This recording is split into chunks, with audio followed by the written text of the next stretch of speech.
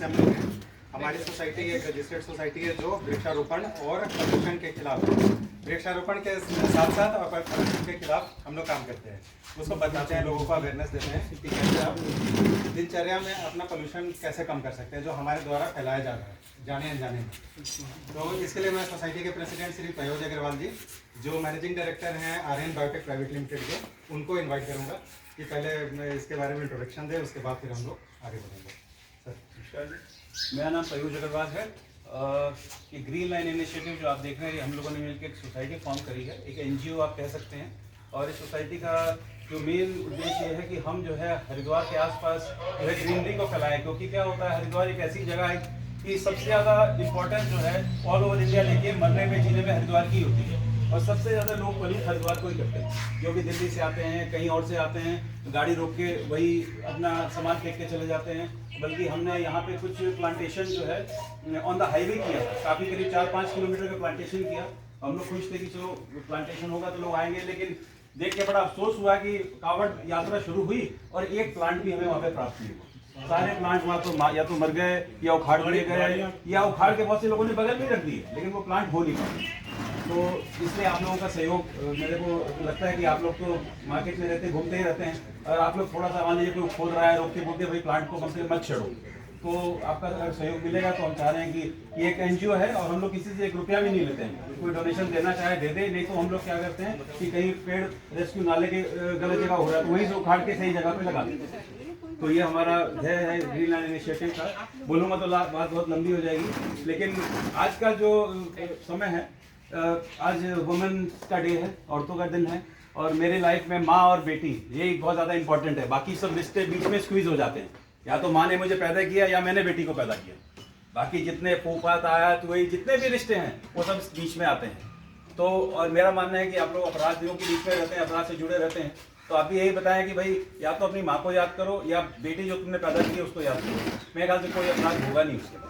महिलाओं के खिलाफ कोई भी अपराध मैं श्योर कर सकता हूँ, या तो अगर माँ याद आ जाएगी या बेटी याद आ जाएगी तो अपराध का कोई हिसाब किताब बनता नहीं है।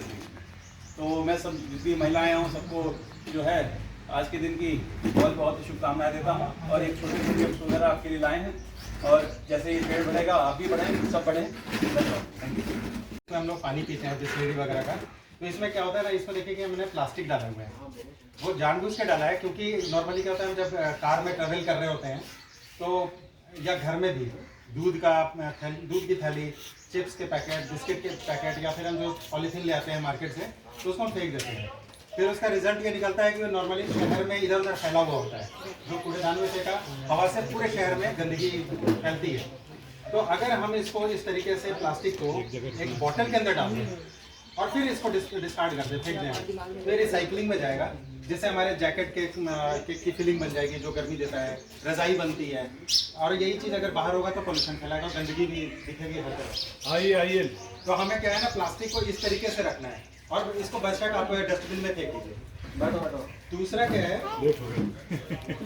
ये स्टील का बॉटल भी मैं लेके आऊँ, स्टील की बोतल, और इसमें दिखाने का मतलब ये है कि कई बार धूप में ही रह जाता है गाड़ी में या वैसे भी, तो हाइड्रोकार्बन के जो माइक्रो पार्टिकल्स हैं, प्लास्टिक के माइक्रो पार्टिकल रिलीज होता है पानी में गर्मी से, जो हमारे लिए कैंसरस है। आगे जाके भविष्य में कभी कैंसर हो जाए किसी को तो हो सकता है इसके लिए कारण हो। उससे अच्छा है कि मेटल का बॉटल, स्टील हो, कॉपर हो, या शीशे का बॉटल, बैम्बू का भी आता है आजकल बॉटल। तो इसके जगह पे अगर हम इसमें पानी लेकर के चलें तो हमारे को गर्मी होता है, साथ में क्या है, हाइड्रोकार्बन जो हमारे शरीर में जाता है और कैंसर डेवलप कर देता है हमारे बॉडी में। फ्यूचर में मे बी हम में नहीं किया तो हमारे आने वाले जनरेशन में कर दे, बच्चों में कर दे।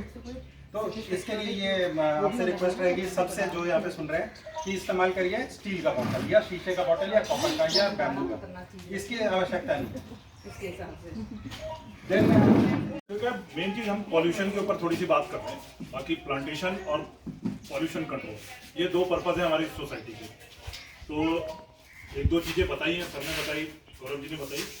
एक है तीसरी चीज़ जिसको हम भूल गए हैं, ये हमारे पास बचपन में आप सबने देखा होगा प्लास्टिक का यूज़ बहुत कम था। हम इवन चीनी भी लेते थे तो बासी कागज़ का एक लिफाफा होता था, उसमें मिलती थी। धीरे धीरे वो महंगा पड़ने लगा, या जो भी है दुकानदारों ने प्लास्टिक के थैली में देना शुरू कर दिया। और हमें भी बड़ा कन्विंस लगा, हाथ हिलाते हुए गए, चीनी देना लेके चले आए, या सब्जी भी हम ऐसे लेके आए। रिक्वेस्ट ये है कि हम बाजार जाएं सब्जी में, एक थैला अपने गाड़ी में कहीं छोटी सी जगह में आ जाता है। और हम लोग क्या करते हैं, नॉर्मली बाजार जाते हैं, छोटी छोटी चीजें भी जैसे टमाटर हुआ वो पन्नी में डाल के फिर इसमें डाल दिया, या मत डालिए, सीधा डालिए, घर आके छांट लेंगे, थैले में रखिए। और अगर कुछ चीजें ऐसी हैं कि जिसको कि आपको अलग ही रखना है, एक छोटी थैली घर में बना हुआ कपड़े का एक बैग और रखें, और वो बड़ा यूजफुल रहता है। क्या होता है कि गौरव जी ने जो बताया कि हम इसमें चिप्स वगैरह के पैकेट डालते हैं, वो तो फिर भी हमें दिख जाते हैं।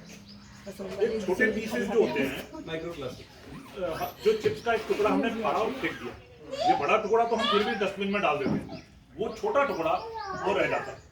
गुटखे खाने वाले लोग ये करते हैं, वो छोटा टुकड़े और वो छोटे छोटे टुकड़े ये पूरे ये वाले एटमॉस्फेयर में इतना फैलते हैं, इतनी बुरी तरह से फैलते हैं, दिखाई भी नहीं देते और सबसे ज्यादा नुकसान करते हैं। क्योंकि इसका कोई वो नहीं है, मिट्टी में ही मिलेगा और मिट्टी में मिलकर खत्म तो होता नहीं, आपके खाने के साथ, आपके पौधों के साथ, आपके जड़ों में, मतलब कहीं ना कहीं ये जाता, हम या पानी के साथ घुल के गंगा जी में जा रहा और वो फिर पानी रिसाइकिल होकर हमारे पास आना हमारे पास ही है। तो कहते हैं ना, प्रकृति कुछ लेती नहीं, वापस हमको देती है। तो हम जो कचरा दे रहे हैं वो भी हम ही को देगी। तो कोशिश हम ये करें कि इस कचरे से बचें। Thank you.